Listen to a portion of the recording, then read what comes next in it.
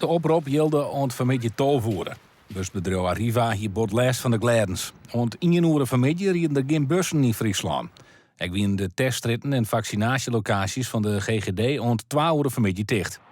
Net sinds de einde de gladens ben er net een soort ongelukken bad. Gelukkig op een provinciale dikken zien ze dat gelukkig tafel. De asfaltdikken, daar lijkt al nodig om zout op. Daar hebben we dus extra zout op lijn nog. En dat gaat aardig. Maar op gewoon plakken met klinkerslijn, daar wie wel heel glad.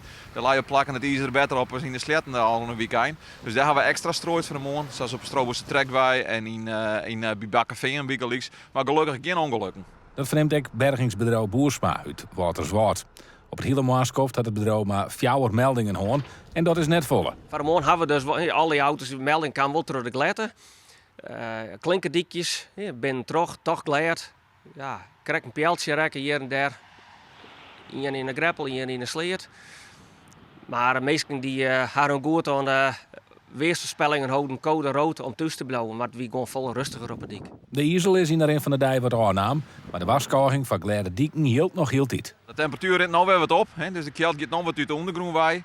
Maar jong, dan kan mijn opklaring en samen weer onder het vriespunt rijden en het rijdt nou. Dus het kan dan samen de plakken weer glad worden. Dus meestal moet er wel om dingen blijven en wij zullen extra gaan. Ondertussen zet het weterschip Friesland de gemalen beetje bij beetje weer aan. Dat is nodig om het smeltwetter en het te verwachten Rijnwetter aan te vieren.